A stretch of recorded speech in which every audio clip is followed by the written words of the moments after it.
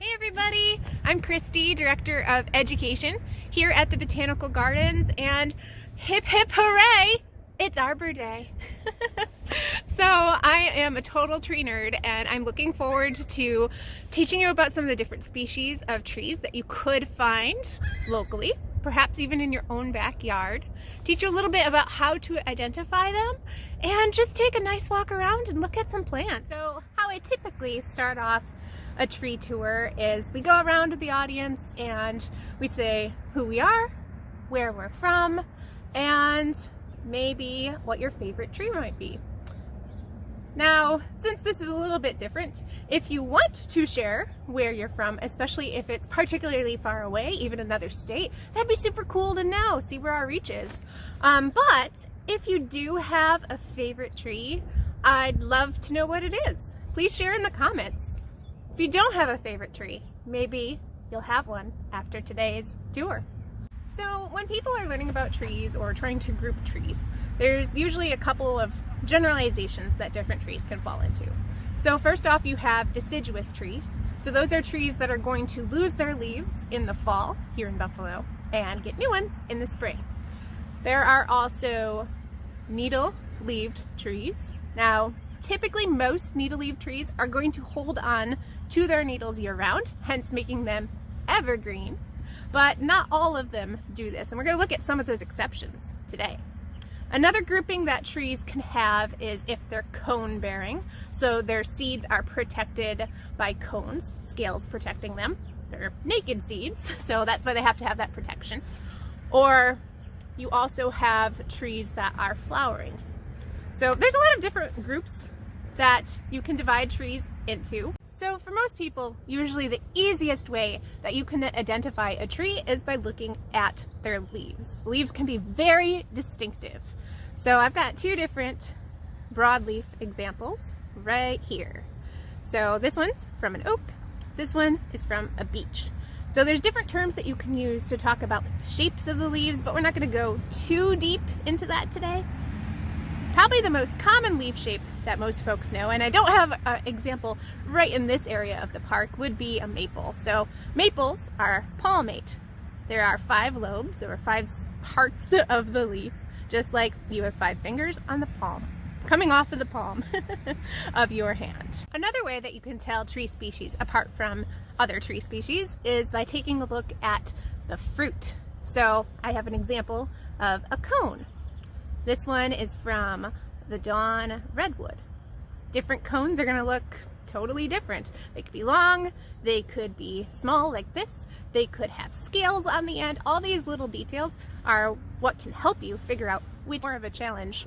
You can also tell different tree species apart based on differences in their bark and differences in how the buds grow along twigs. That can be really challenging.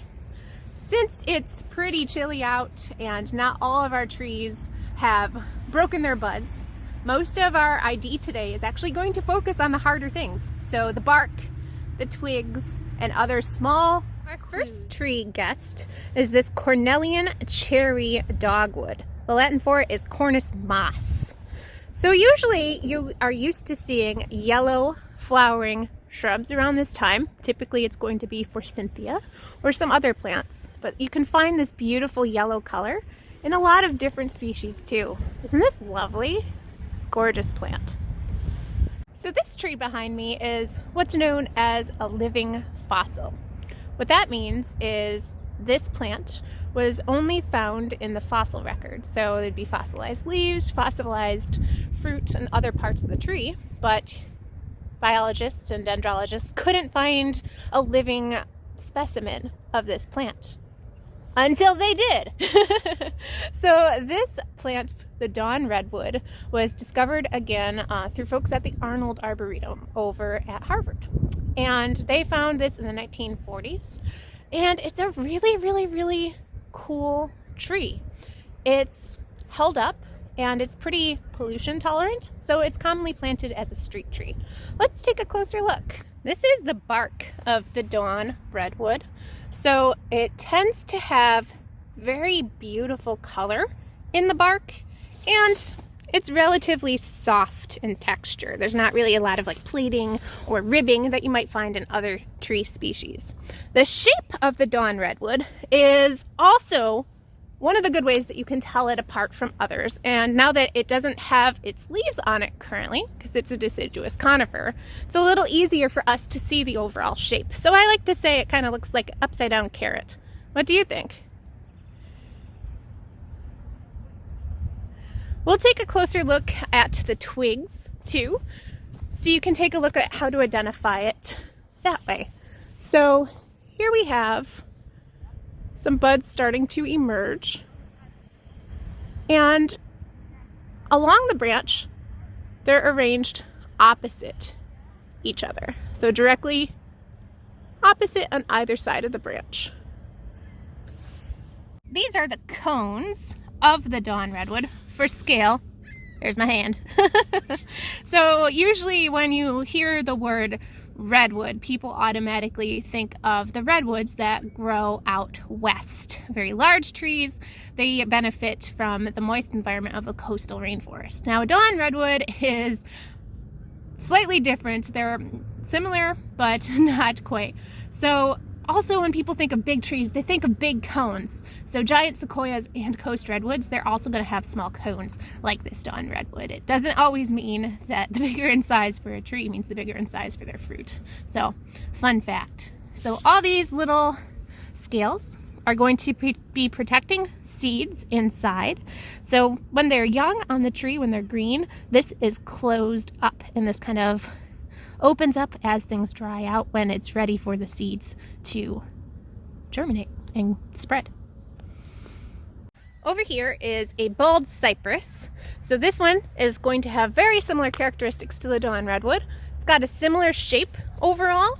And if we get a little closer, the bark is also soft with some of that like kind of chestnut color throughout. It's another deciduous conifer, so it loses its leaves. And the fruit are very similar too. But let's take a look a little closer on this branch here, this twig, so you can see how the buds are arranged and where the leaves would be coming out. This one's a little better here. So these, rather than being opposite like the dawn redwood, they're arranged alternately along the stem. So there's a little bit of space. They're not directly opposed to each other. That's one of the best ways you can tell these trees apart if they're planted in such close environments. Also, this one does have a sign, which helps you. So as you look throughout the park and you look at plants that are growing around the botanical garden, some of them are going to have black metal signs on them, letting you know the common name, the Latin name, how to correctly spell the Latin name, and other fun details about the tree. So on this one, you'll notice it says it's an original Olmsted tree. So any trees with this designation on their sign mean that they've been here for quite some time. So the botanical gardens first opened to the public in 1900. These trees were planted just before or just after the botanical gardens opened as an original Olmsted tree. Super cool. So this tree right here, we did a little bit of a teaser as the group picture in the Facebook event. This flower is from the lovely star magnolia tree. So this is Magnolia stellata. So one thing with magnolias in general is they're going to have very, very, very, very large buds. And one of the best things is these buds are fuzzy. Take a look at this guy right here. Look how fluffy it is. So when these flowers open up a little bit more, they're going to be very large, star-shaped. They kind of look almost like big fluffy snowballs all over this tree. Appropriate since it's snowing. Only in Buffalo, right?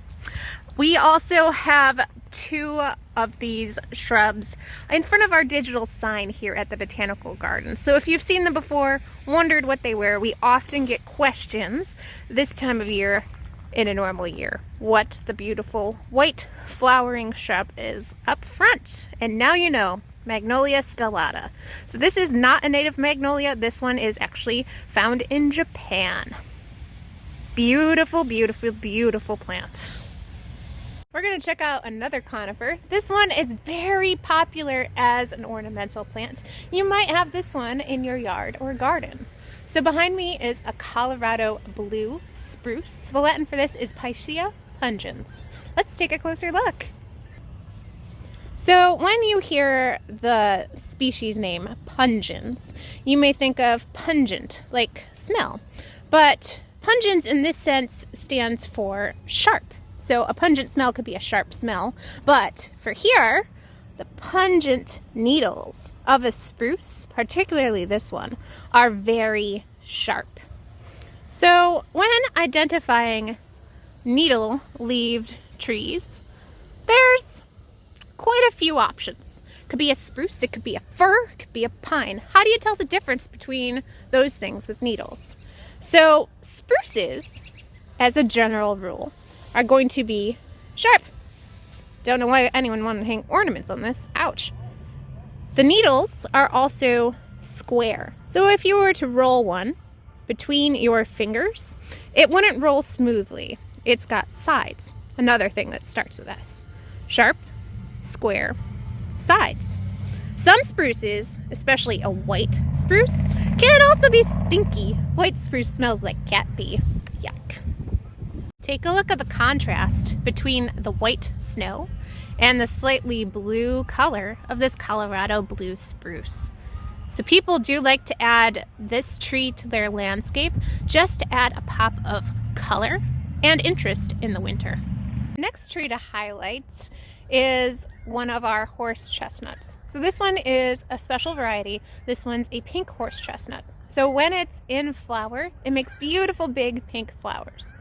So when you're identifying trees, like we kind of talked about with the bald cypress versus the dawn redwood, there's different ways that you can identify them and remember how to ID them. One of the ways that a lot of us have been taught is memorizing the acronym MADCAP Horse. Oh yes. So those are for tree species whose branching and buds are going to be opposite on a tree. So maple, ash, dogwood, the trees in the Caprifoliaceae, and horse, the horse chestnuts. Horse chestnuts typically are gonna have huge buds. We'll take a look so you can see how opposite they are. Ta-da! Born opposite on the tree. You can see some of that opposite branching here as well. So our next tree that I wanted to talk about really shines in the fall. So joining me is Nyssa sylvatica. It's the black gum or black tupelo. Now I really, really love the Latin name for this tree. So Nyssa means nymph. Sylvatica means of the woods. So this tree means nymph of the woods. So in fall, these glossy leaves are going to have beautiful fall color. There's going to be like burgundies, oranges. Oh, it's hard to describe. You really have to see it in fall. So hopefully we can continue this series, but just absolutely beautiful tree. Great for ornamental interest in fall. So another thing with this tree is you can also tell it apart from others with its bark. It's a little hard for me to get a closer view of this particular tree due to the fence surrounding it, but it kind of looks a little bit like alligator hide. The bark is a bit blocky. We'll take a close look at the buds too. So the buds, they kind of seem like they're on a longer stem and then emerge. So you can see how they kind of pop out a bit.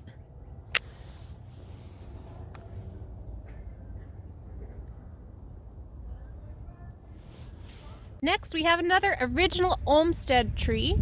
This is a copper beech. We have 3 beeches that are planted close to each other. Actually, 4 now. We have a new one. Hooray. And they're here on this side of the park. Look at that. Beautiful trees. They're all of the European variety, though. This is Fagus sylvatica. Again, there's sylvatica, meaning of the woods. So why we're growing the European beeches is they're pretty common in a park-like setting. They're decently tolerant. This one's an original Olmsted tree, so it's been here a while, but we don't have any American beeches growing here at the Botanical Gardens, at least. There's something called beech bark disease that has been ravaging our native populations. So what beech bark disease is, it's a bug and a fungus working together that cause absolute havoc and allow our native beeches to, well, not take it very well, not survive well. This is especially more prevalent when you have a lot of beech in your forests. This is more up in like the Adirondacks. We're a little more oak heavy around here. But beech bark disease causes what looks like relatively nice smooth trunks that beeches are known for. It causes cankers and bumps and growth. It makes it look like a completely different tree. There's no longer a smooth bark.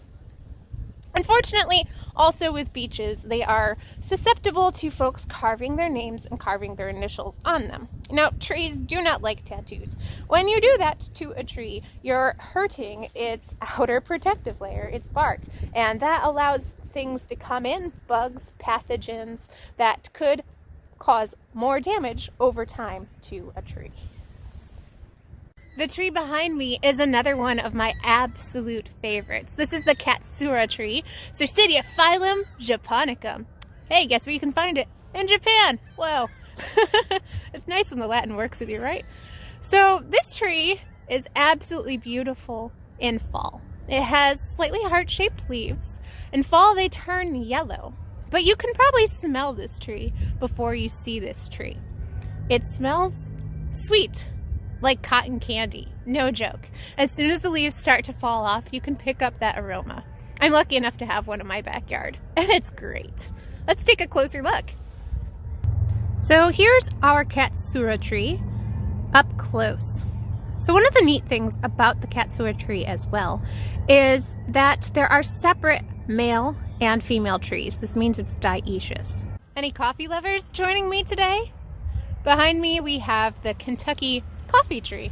Now, this is not the same plant as the one growing inside the Botanical Gardens that brings you your delicious cup of Tim Hortons every morning.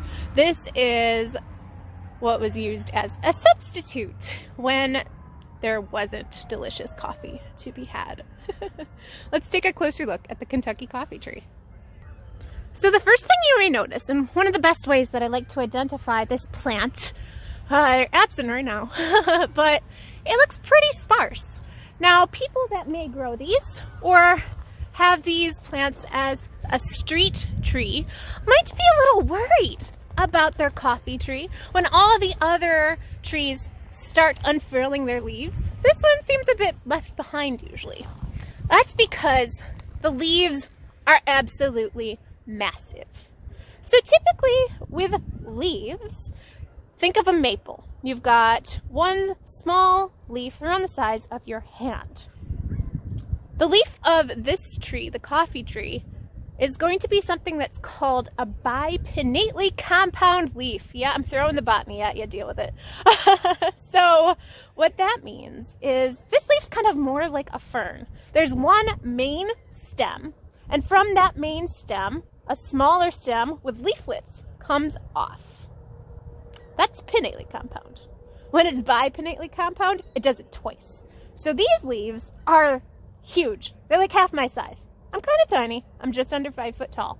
And one of these leaves with all of the leaflets on it is around half my size. So littering the trail here are what looks like a bunch of sticks. These are all the stem. It's called a rachis. Ooh. Of the compound leaf of the coffee tree. So they're absolutely huge. So when the leaves do start to grow in, that tree is going to look full and beautiful, but it looks pretty sparse until everything kind of grows in. Another neat thing that I love about this tree is the bark. So it can be particularly hard to identify a tree by its bark. Except for dogwood. Haha, get it, bark. Anyway, this looks like it's itty bitty little caterpillars, kind of all making up the bark, which I think is delightful. Now, for those of you that are used to joining me on my tree tours, you know that we don't always talk about just trees. So as I was walking through our outdoor perennial peace garden here at the gardens, I came across some friends that are just starting to emerge. These little plants are called May apple, and as they get larger, their leaves unfurl to kind of look like a little umbrella. And the May apple comes from the fruit. There'll be a little ball along the stem underneath that umbrella. So I just wanted to show some lovely little mayapple friends starting to emerge. Hooray! Happy spring! Another really cool tree specimen that we have is this weeping. Isn't this a cool shape? It's a weeping European beech. This is another original Olmsted tree. And when the leaves are on this tree, it's like a tent or a canopy that you can go in. It's the greatest. Let's look a little closer. So here we are under the canopy of the weeping European beech. Now imagine this all filled in with leaves. Wouldn't that be so cool? Oh my goodness, it's a tree cave. So we do have some leaves hanging on still. So beeches as a species, as well as some oaks, tend to hold on to their leaves long after they've died. So that's another way that you can identify the species. There's a few more still hanging on. Another characteristic of beeches are the buds. So a beech's bud is going to be very long and pointed. Very kind of sharp too. My camera's not the best on my phone here as far as focusing in, but let me see if I can get it a little better for you guys. But long, sharp buds. So I found some fruit of some different trees. We haven't really talked about the fruit a lot. So we've got to figure out which ones are the beech nuts. So there's a few choices here. This is what I found all underneath this tree. There's that thing. There's this thing. And there's these things. Now beech nuts and acorns and the like are going to provide a lot of good nutrition and food for animals. Beech nuts in particular have a lot of nutritional content for animals. Alright, so this thing is not a beech. This is the fruit from a sweet gum tree, which hopefully we'll also talk about on the tree tour, if I can get around to filming it. These are acorn caps. Now, there's a lot of different oak trees and a ton of different looking acorns. These acorn caps are from an oak variety called a bur oak. That's in the white oak group of oaks. Then these are your actual beech fruit. So this is the nut from the inside of this protective shell. There's quite a few nuts on the inside of one of these. So there you go. That's the fruit of a beech tree. Next, we've wandered into our medicinal garden to check out a tree that belongs here in the medicinal garden. The first thing I wanted to show you about this tree are some of the branches on the ground. They have some unique shapes. They're a bit twisty. We like to use these in dried arrangements. So the tree I'm talking about is our curly willow. Look at that. Beautiful texture. So willow in general is in the Salix genus. This particular tree, curly willow, is Salix matsudana. Why it's planted in our medicinal garden is willow has medicinal uses. So willow bark is known for helping calm inflammation. And the part that we use would be salicasin. Salicasin is something that's been synthesized for use in aspirin. Now, I'm not sure of all the technicalities on how that all works. I'm not a biochemist. I'm a botanist. There's some differences. But the properties derived from the willow are what we use to make aspirin. Hooray!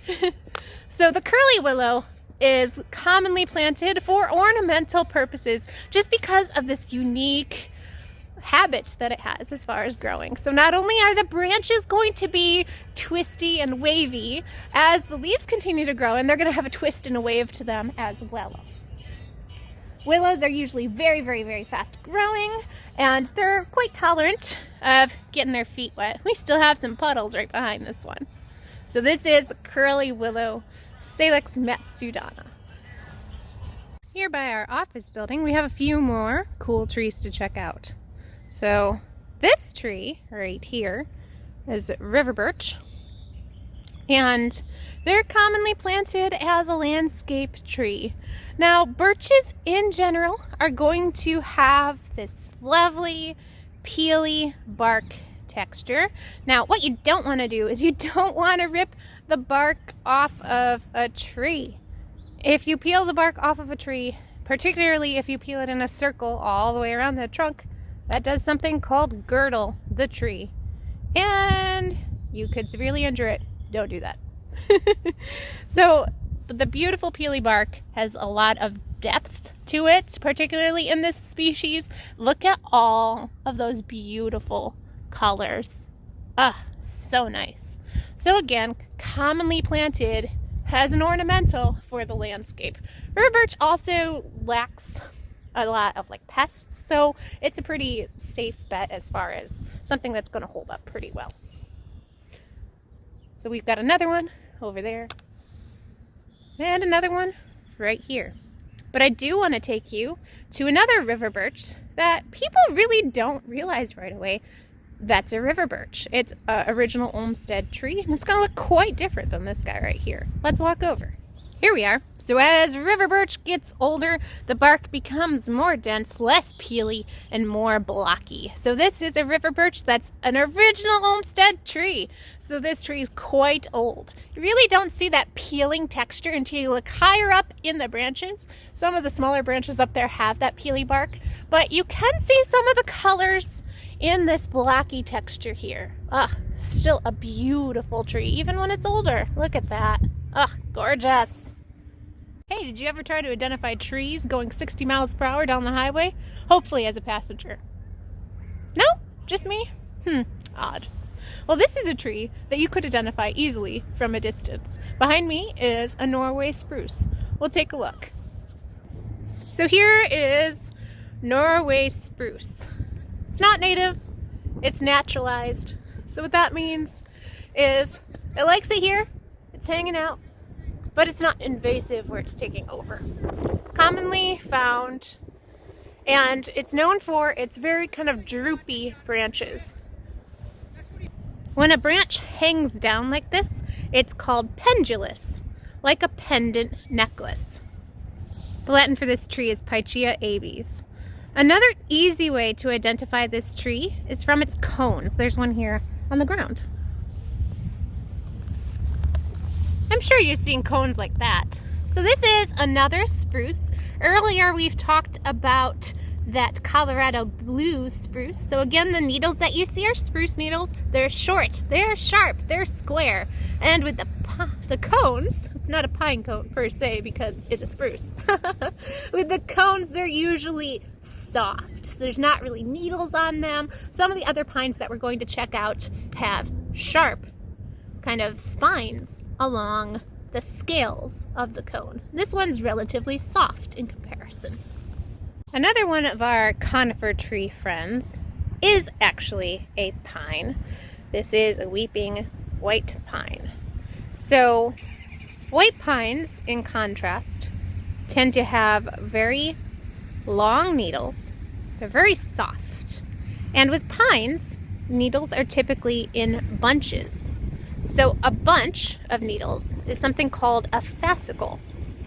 And white pines have 5 needles per fascicle. A good trick to remember this, compared to other pines you might meet, like a red pine or something else, is that white pines, again, 5 letters in the word white, 5 needles per fascicle. Cool way to remember. So this little tree right here is a newer addition to the Botanical Gardens. There are also larger ones here in South Park over in this area. So Ginkgo biloba, also known as the maidenhair tree, sometimes folks call it that, is another living fossil, like our dawn redwood.